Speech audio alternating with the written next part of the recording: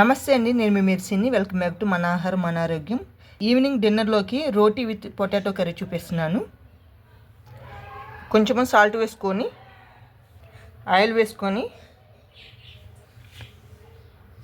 రోటీ పిండి కలుపుకుందాం, చపాతీ పిండిని కలుపుకుందాం. ఈ చపాతీ పిండిలోకి మిల్క్ కూడా వేసుకోవచ్చండి. ప్రస్తుతం నా దగ్గర మిల్క్ లేదు కాబట్టి నేను వేయట్లేదు. మీరు కావాలంటే మిల్క్ కూడా వేసుకోవచ్చు.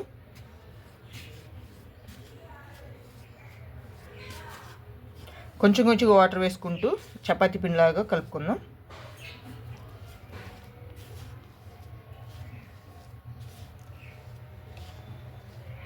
ఈరోజు నాకు డిన్నర్లోకి నేను రోటీ ఈ కర్రీని తినేస్తాను. నేను చియా సీడ్స్ తాగుతున్నా కదా, అందుకని కంపల్సరీగా నేను మెనూ పాటిస్తున్నాను.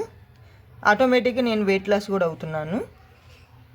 కొంతమంది చియా సీడ్స్ ఒక్కటే తాగి మేము వెయిట్ లాస్ అవ్వట్లేదు మేడం అంటున్నారు. చియా సీడ్స్ తాగుతూ మన మెనూ అనేది కంట్రోల్ చేసుకుంటూ ఉండాలి, మన డైట్ కంట్రోల్ చేసుకుంటూ ఉండాలి. అప్పుడే మనం వెయిట్ లాస్ అవుతాము.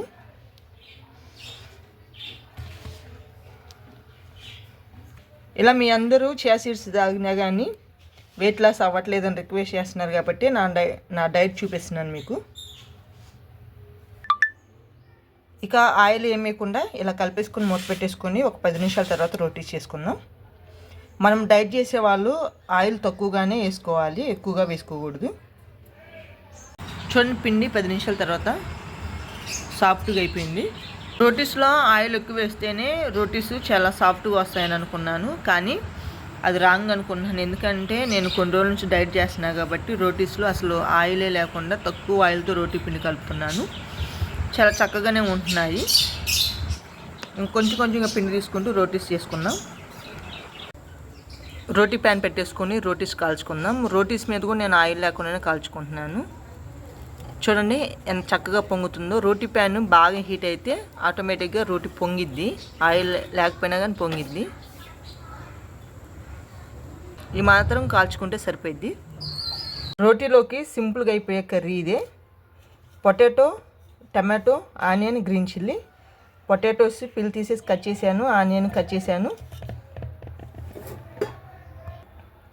టమాటోస్ కూడా కట్ చేసుకున్నాను, రాక్ సాల్ట్ వేస్తున్నాను.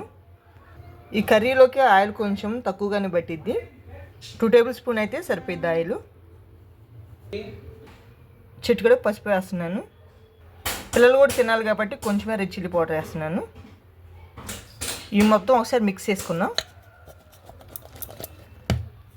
స్టవ్ ఆన్ చేసుకొని ఈ కర్రీ ప్యాన్ పెట్టేసుకొని మంట సిమ్లో ఉంచుకొని ఇలా వదిలేస్తే ఎంతో టేస్టీ అయినా పొటాటో చపాతీలో కాంబినేషన్ కర్రీ రెడీ అయింది. పొటాటో కర్రీ రెడీ అయింది. కరివేపాకు, కొత్తిమీర వేసుకొని స్టవ్ ఆఫ్ వేసుకుందాం.